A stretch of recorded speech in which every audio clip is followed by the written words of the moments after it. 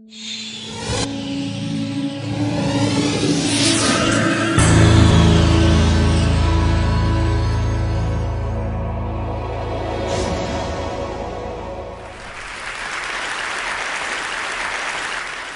of my favorite parts about my job at the Gates Foundation is that I get to travel to the developing world, and I do that quite regularly. And when I meet the mothers in so many of these remote places, I'm really struck by the things that we have in common. They want what we want for our children, and that is for their children to grow up successful, to be healthy, and have a successful life.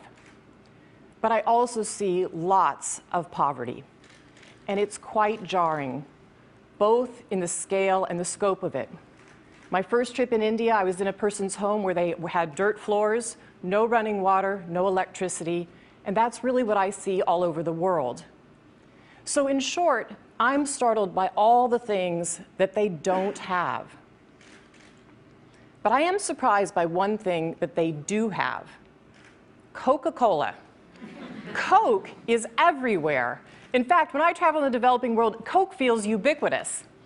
And so when I come back from these trips and I'm thinking about development and I'm flying home and I'm thinking, well, we're trying to deliver condoms to people or vaccinations, you know, Coke's success kind of stops and makes you wonder, how is it that they can get Coke to these far-flung places? And if they can do that, why can't governments and NGOs do the same thing? And I'm not the first person to ask this question, but I think as a community, we still have a lot to learn. It's staggering if you think about Coca-Cola. They sell 1.5 billion servings every single day. That's like every man, woman, and child on the planet having a serving of Coke every week. So why does this matter? Well, if we're going to speed up the progress and go even faster on the set of Millennium Development Goals that we've set as a world, we need to learn from the innovators. And those innovators come from every single sector. I feel that if we can understand what makes something like Coca-Cola ubiquitous, we can apply those lessons then for the public good. Coke's success is relevant because if we can analyze it, learn from it, then we can save lives. So that's why I took a bit of time to study Coke. And I think there are really three things we can take away from Coca-Cola. They take real-time data and immediately feed it back into the product. They tap into local entrepreneurial talent, and they do incredible marketing. So let's start with the data. Now, Coke has a very clear bottom line. They report to a set of shareholders. They have to turn a profit. So they take the data and they use it to measure progress. They have this very continuous feedback loop. They learn something, they put it back into the product, they put it back into the market. They have a whole team called Knowledge and Insight. It's a lot like other consumer companies.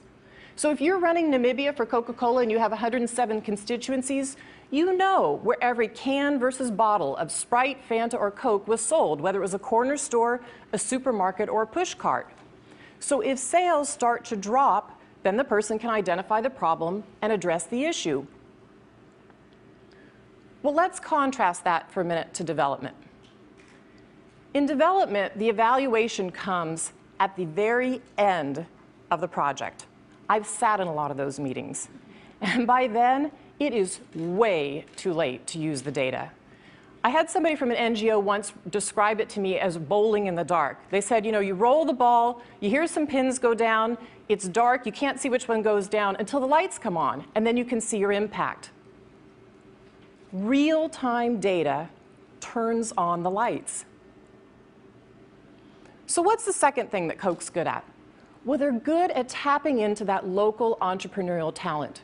Coke's been in Africa since 1928, but most of the time they couldn't reach the distant markets because they had a system that was a lot like in the developed world, which was a large truck rolling down a street. And in Africa, the remote places, it's hard to find a good road. But Coke noticed something. They noticed that local people were taking the product, buying it in bulk, and then reselling it in these hard-to-reach places. And so they took a bit of time to learn about that. And they decided in 1990 that they wanted to start training these local entrepreneurs, giving them small loans. They set them up as what they called micro-distribution centers. And those local entrepreneurs then hire salespeople who go out with bicycles and push carts and wheelbarrows to sell the product. So there are now some 3,000 of these centers employing about 15,000 people in Africa. In Tanzania and Uganda, they represent 90% of Coke sales. So let's look at the development side. What is it that governments and NGOs can learn from Coke?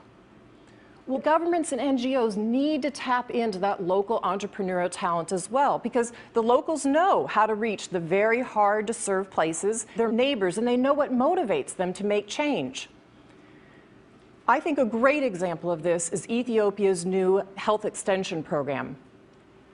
The government noticed in Ethiopia that many of the people were so far away from a health clinic, they were over a day's travel away to a health clinic. So if you're in an emergency situation or you're a mom about to deliver a baby, forget it to get to the healthcare center.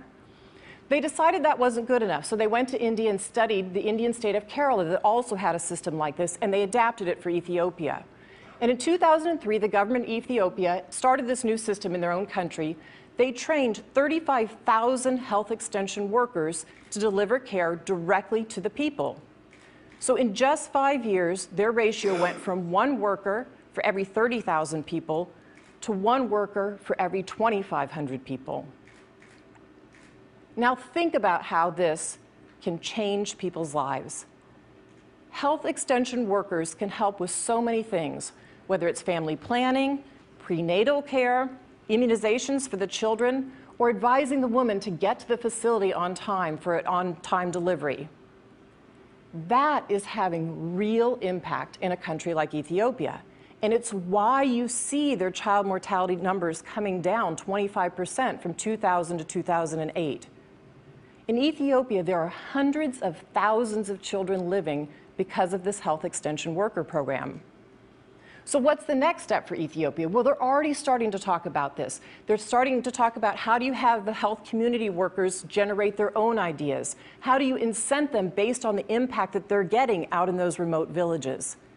That's how you tap into local entrepreneurial talent and you unlock people's potential. Now, the third component of Coke's success is marketing. Ultimately, Coke's success depends on one crucial fact, and that is that people want a Coca Cola. Now, the reason these micro-entrepreneurs can sell or make a profit is they have to sell every single bottle in their pushcart or their wheelbarrow. So they rely on Coca Cola in terms of its marketing. And what's the secret to their marketing? Well, it's aspirational.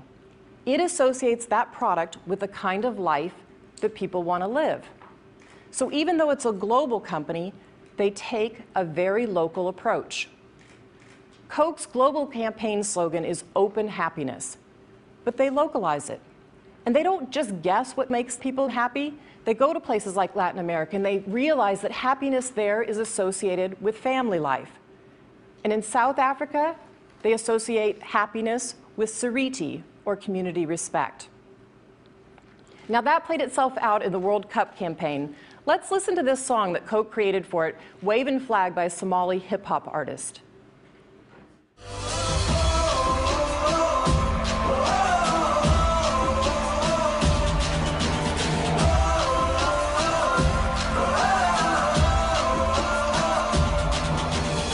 Give you freedom, give you fire, give you reason, take you higher. See the champion, take the field down.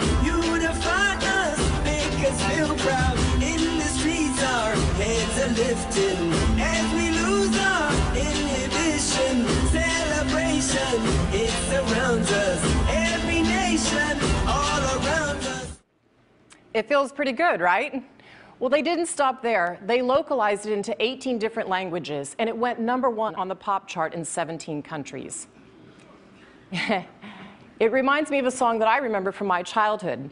I'd like to teach the world to sing, that also went #1 on the pop charts. Both songs have something in common, that same appeal of celebration and unity. So how does health and development market? Well, it's based on avoidance, not aspirations. I'm sure you've heard some of these messages. Use a condom, don't get AIDS. Wash your hands, you might not get diarrhea. It doesn't sound anything like waving flag to me. And I think we make a fundamental mistake. We make an assumption that we think that if people need something, we don't have to make them want that. And I think that's a mistake. And there's some indications around the world that this is starting to change. One example is sanitation. We know that 1.5 million children die a year from diarrhea, and a lot of it is because of open defecation. But there's a solution.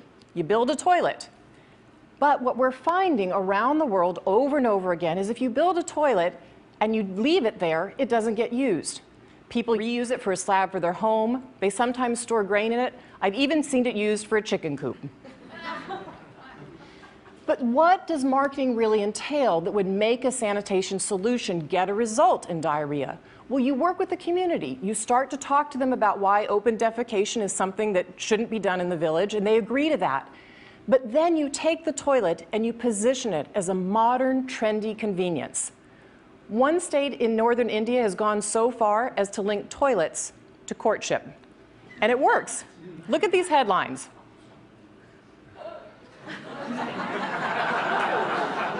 I'm not kidding. Women are refusing to marry men without toilets. No loo, no I do. Now, it's not just a funny headline, it's innovative. It's an innovative marketing campaign. But more importantly, it saves lives. Take a look at this. This is a room full of young men and my husband Bill. And can you guess what the young men are waiting for? They're waiting to be circumcised. Can you believe that? We know that circumcision reduces HIV infection by 60% in men.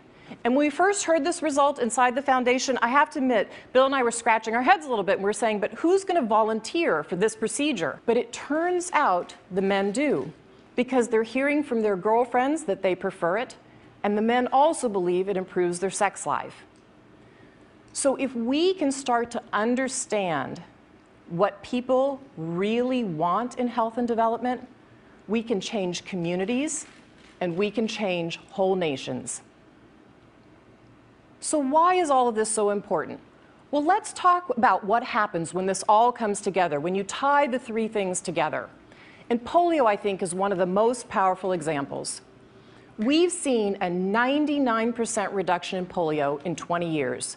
So if you look back to 1988, there were about 350,000 cases of polio on the planet that year. In 2009, we're down to 1,600 cases. Well, how did that happen? Let's look at a country like India. They have over 1 billion people in this country.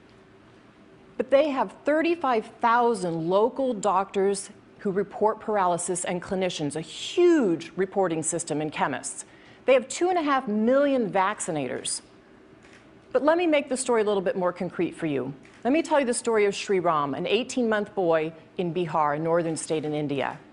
This year, on August 8th, he felt paralysis. And on the 13th, his parents took him to the doctor. On August 14th and 15th, they took a stool sample, and by the 25th of August, it was confirmed he had type 1 polio. By August 30th, a genetic test was done, and we knew what strain of polio Sri Ram had. Now, it could have come from one of two places. It could have come from Nepal, just to the north across the border, or from Jharkhand, a state just to the south. Luckily, the genetic testing proved that, in fact, this strand came north, because had it come from the south, it would have had a much wider impact in terms of transmission. So many more people would have been affected. So what's the end game? Well, on September 4th, there was a huge mop-up campaign, which is what you do in polio. They went out, and where Sri Ram lives, they vaccinated 2 million people. So in less than a month, we went from 1 case of paralysis to a targeted vaccination program. And I'm happy to say only 1 other person in that area got polio. That's how you keep a huge outbreak from spreading. And it shows what can happen when local people have the data in their hands. They can save lives. Now, one of the challenges in polio still is marketing, but it might not be what you think. It's not the marketing on the ground. It's not telling the parents, if you see paralysis, take your child to the doctor or get your child vaccinated. We have a problem with marketing in the donor community. The G8 nations have been incredibly generous on polio over the last 20 years. But we're starting to have something called polio fatigue, and that is that the donor nations aren't wanting to fund polio any longer. So by next summer, we're slated to run out of money on polio. So we are 99% of the way there on this goal, and we're about to run short of money. And I think that if the marketing were more aspirational, if we could focus as a community on how far we've come and how amazing it would be to eradicate this disease, we could put polio fatigue and polio behind us. And if we could do that, we could stop vaccinating everybody worldwide in all of our countries for polio. And it would only be the second disease ever wiped off the face of the planet. And we are so close, and this victory is so possible. So if Coke's marketers came to me and asked me to define happiness, I'd say my vision of happiness is a mother holding a healthy baby in her arms. To me, that is deep happiness. And so if we can learn lessons from the innovators in every sector, then in the future we make together, that happiness can be just as ubiquitous as Coca Cola. Thank you.